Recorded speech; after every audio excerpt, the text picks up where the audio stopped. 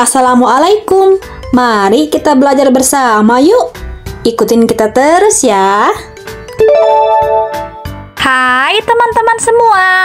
Kalian pernah tidak sih bertanya-tanya, kenapa ya kita bisa melihat pelangi atau mendengar suara burung bernyanyi?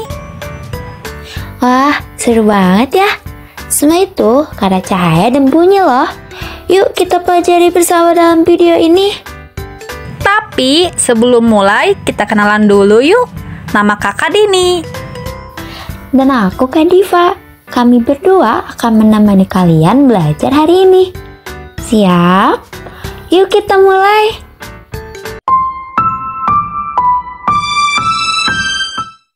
Cahaya adalah alasan kita bisa melihat.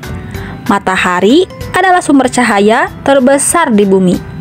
Cahaya memiliki sifat-sifat menarik loh. Yang pertama, cahaya merambat lurus. Artinya, cahaya selalu berjalan lurus. Contohnya, kalau kamu menyalakan senter di ruangan gelap, maka cahaya dari senter akan terlihat lurus ke depan. Yang kedua, cahaya bisa dipantulkan. Nah, cahaya bisa memantul kalau mengenai benda yang mengkilap.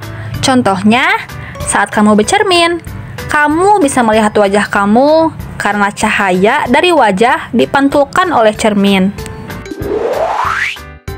Yang ketiga, cahaya bisa menembus benda yang bening. Jadi, cahaya bisa lewat atau menembus benda yang bening. Contohnya, cahaya matahari bisa masuk lewat jendela kaca karena kaca itu bening.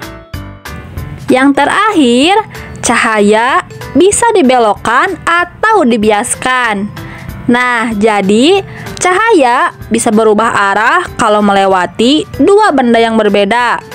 Contohnya, kalau kamu taruh sendok di dalam gelas berisi air, maka sendoknya akan terlihat bengkok. Itu karena cahaya dibelokkan saat melewati air. Ketika cahaya terhalang, terbentuklah bayangan. Ukuran dan bentuk bayangan tergantung posisi benda dan cahaya.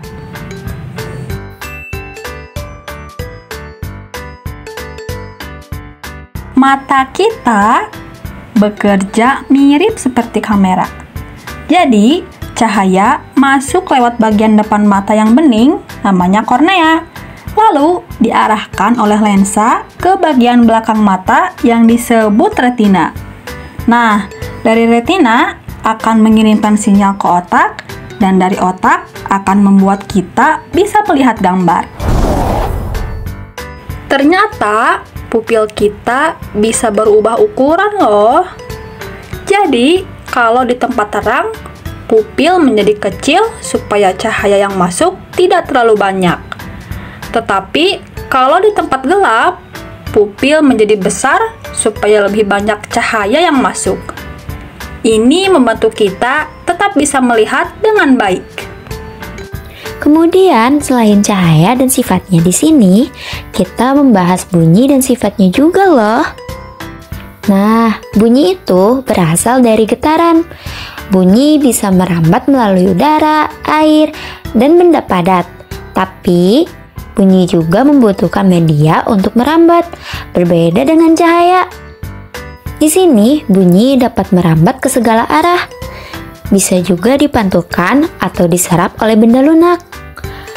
Getaran yang cepat dapat menghasilkan bunyi yang tinggi, dan getaran yang lambat dapat menghasilkan bunyi yang rendah. Dan kita juga bisa mengatur kelas pelannya bunyi atau intensitasnya, tergantung seberapa kuat getaran yang kita berikan.